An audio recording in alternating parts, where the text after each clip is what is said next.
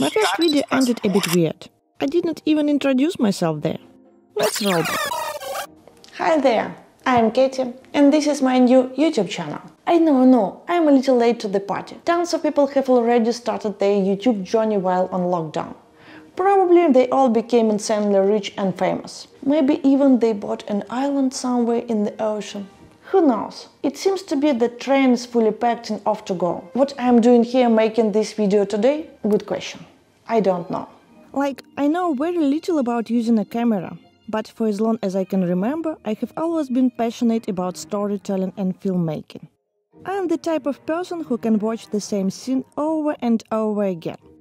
Not because of the movie, but because of the way that scene was made, the movements, the colors, the music, how it all was mixed together. They say that the fastest way to learn something new is to start doing messy and learn as you go. Fail and fail fast. And that is probably the first reason why I decided to throw myself into YouTube and start messing up in public.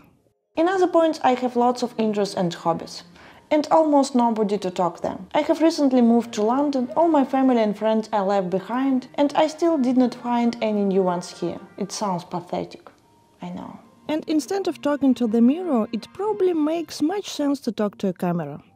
Less crazy, don't you think? Say something. Talk to me. Please. Actually, I'm serious. I have numerous number of interests that I'm up to. Reading, waking up at 4 a.m., taking cold shower, solving Rubik's Cubes, speed typing, running marathons, bullet journaling, minimalism, productivity, building Lego sets, just to name a few. I thought it would be nice to record all my challenges, to keep memories of this time for future me. For my future grandchildren and children, probably children go first. It would be nice to rewatch it later in my life. Time flies so fast, we don't even notice it. And I work at Google. I should probably mention it first. Most of my time I spent in the office. In the coolest office I have ever worked in my entire career as a software developer. Yeah, I am a software developer. Doesn't seem so? Looks not too smart. Bet I can solve any lettered question faster than you. Don't even try me. And for all my love of software engineering in general, and the Google London office in particular, I don't see myself on a 9-to-5 schedule, later in 5 years. It would be as if life just passes by, and you are behind the bars, sitting all day long in the box, staring at the monitor, no sunshine, no grass, no fresh air, no sparkle of water, no freedom. And this is the third reason. I've always had that dream to become a YouTuber. Maybe the first day I discovered this platform, I started dreaming of having my own channel. But until now, I've never embraced my fear. My fear has always held me back.